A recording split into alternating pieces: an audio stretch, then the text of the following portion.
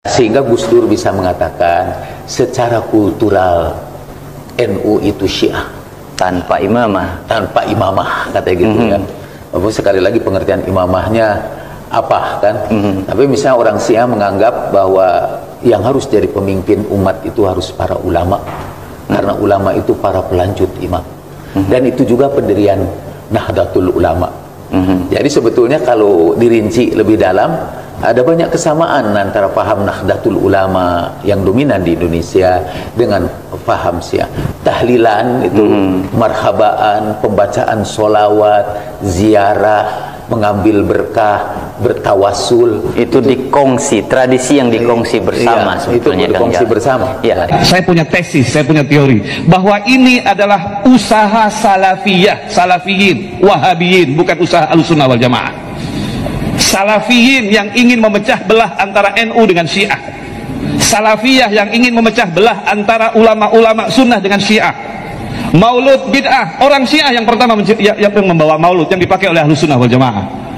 Haul, orang Syiah yang pertama membawa haul dan dilanjutkan oleh NU. Tabarruk, berkah, ziarah kubur, tawasul, solawatan rami-rami adalah semuanya tradisi Syiah yang juga dilakukan oleh Ahlussunnah wal Jamaah.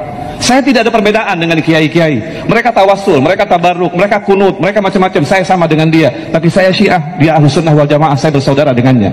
Tetapi kemudian salafiyah yang mengatakan bahwa ini bid'ah, lalu diadu antara Ahlussunnah dan Syiah. Pintu masuk terorisme adalah Wahabi dan Salafi.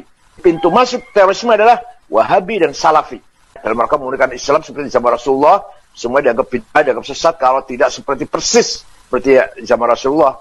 Walaupun mereka naik mobil sih, bukan naik onta. Walaupun mereka naik mobil sih, bukan naik onta. Pintu masuk terorisme adalah Wahabi dan Salafi. Walaupun mereka naik mobil sih, bukan naik onta.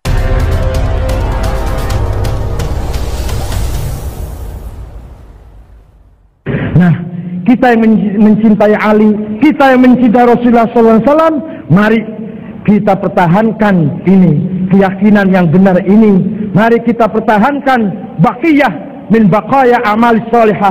Sedikit saja amal soleh mari kita pertahankan, yaitu ihya'i Asyura, ihya'il arba'in, ihya'i syuhada'i Karbala. Mari kita hidupkan tragedi Karbala dengan pertemuan seperti ini. Syukur-syukur lebih dari ini, syukur-syukur lebih besar lagi. Mari kita pertahankan sautul haq ini, suara kebenaran. Mari kita pertahankan. Nggak apa-apalah sekarang orang sedikit, insya Allah. Yang penting tidak yang penting harus ada, tidak dilupakan. Insya Allah lama-kelamaan akan dipahami oleh orang banyak. Di kalangan NU sendiri masih banyak yang belum paham. Nggak apa-apa, maklum belum ngerti. Allah madihim, fainahum la ya'lamun. Berilah kepengertian kepada orang-orang yang belum paham dengan peringatan Asyura, peringatan Arba'in. Ya Allah, berilah petunjuk kepada umat Islam, warga Nabiyin, pesantren-pesantren yang belum mengerti tentang apa itu Yaum Asyura, apa itu Yaum Arba'in. Maafkan mereka ya Pak ya, karena mereka itu fa'innahum la ya'lamun, karena belum mengerti.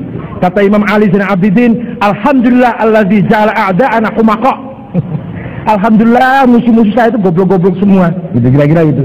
Orang dungu-dungu, ahmak-ahmak. Gimana? Ya nanti dicarilah cara yang paling tepat bagaimana mengingatkan.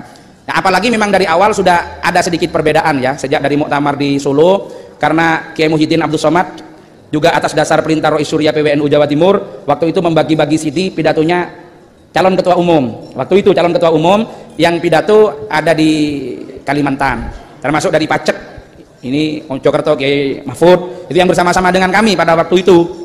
Nah, kita itu waktu itu kan dukung Gus Solah, tapi kalah gitu di PBNU gitu.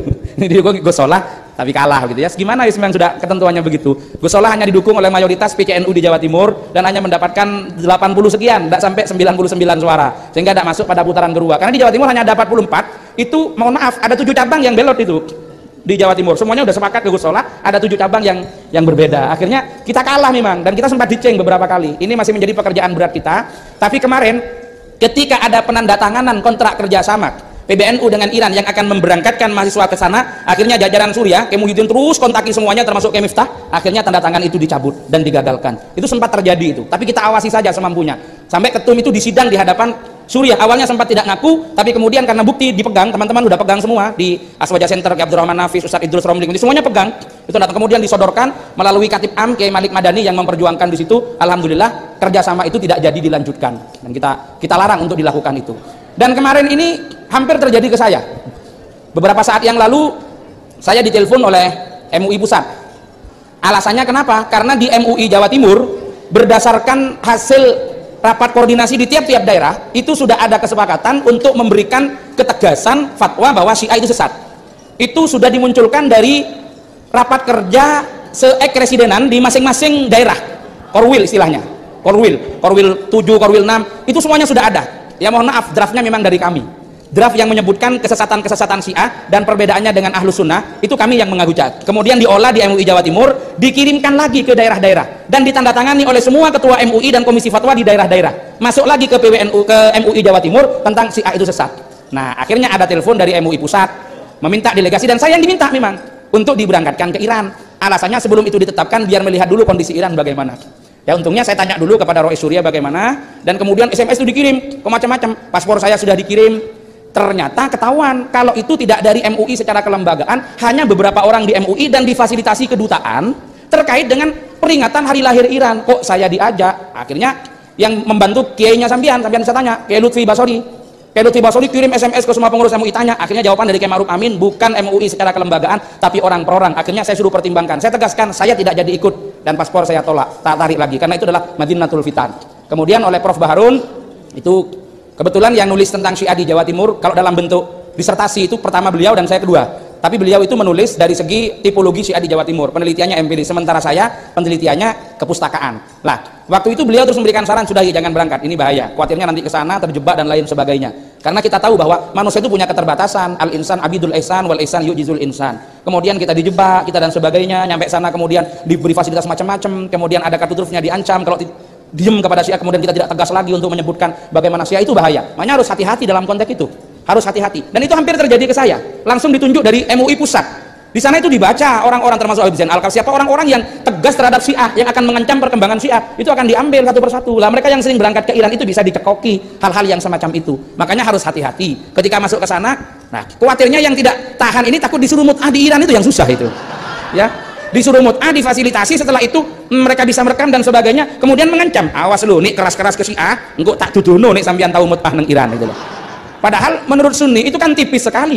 Apa perbedaan mut'ah dengan az-zawaj biniyati tolak yang itu diperbolehkan oleh madhahibil arba'ah? Bedanya kan hanya beda di sigot antara mu'akkad dengan ghairu mu'akkad, itu aja kan. Kalau dalam hatinya kan tetap sama begitu. Ya prakteknya ada orang NU yang juga suka mut'ah walaupun namanya bukan mut'ah. Kadang-kadang yang haji musiman ke Saudi itu di Mekah 40 hari kawin itu ada. Tapi kalau ke Wahid lain, sama Bunyai berangkat aman itu.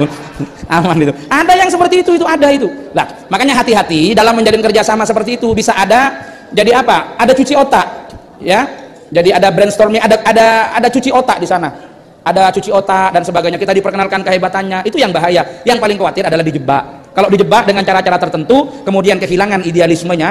Nah, ini beberapa tokoh yang memang sering ke Iran dulu. Kalau dari kalangan MUI sekarang ada Umar Syihab, termasuk Pak Din Samsudin, termasuk ketum kita itu beberapa kali ke Iran itu.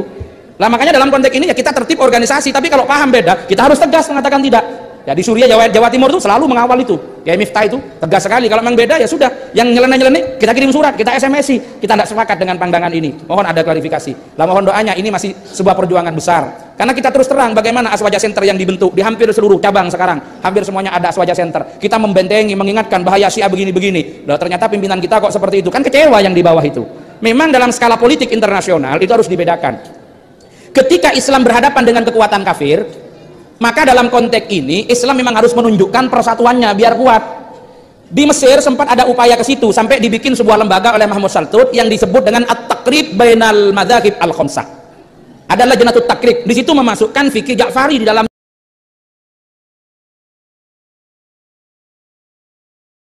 Masalah ini sudah dibahas tentang aliran ini oleh Syekh Hashim Muhammad Hashim bin Asy'ari yang mendirikan Nahdlatul Ulama tanggal 31 Januari tahun 1926. Beliau punya 19 kitab ditulis oleh beliau langsung. Kitab keduanya namanya Risalah Ahlus Sunnah wal Jamaah. Risalah Ahlus Sunnah wal Jamaah. Lihat halaman ke-10, paragraf yang kedua, baris 1 sampai 3, paling kanan sebelah bawah. Ini beliau menerangkan tentang aliran-aliran bid'ah. Bid'ahnya bid'ah akidah, bukan bid'ah fikih. yang dihukumi sesat di tanah Jawa. Tanah Jawa. Jadi pasalnya tentang pasal aliran sesat tanah Jawa. Halaman ke-10 ya belum menyebutkan wa minhum rafidhiyun. Di antara aliran yang sesat itu adalah rafidhiyun. Rafidun dari kata rafidah. Rafidah itu orang yang menolak bahkan mencela, mencerca habis sahabat-sahabat Nabi. Terutama Abu Bakar ya radhiyallahu taala anhu, Umar bin Khattab, Utsman bin Affan dan sahabat-sahabat yang lainnya. Ya, sekarang sekte itu ada di kalangan Syiah. Disebut oleh beliau aliran yang menyimpang.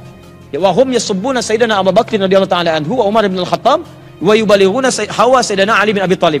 Mereka itu tipikalnya kata beliau senantiasa menggunjingkan, mencela sahabat Nabi khususnya Abu Bakar As-Siddiq, Umar bin Khattab dan seringkali mengkultuskan Ali bin Abi Thalib radhiyallahu taala anhu.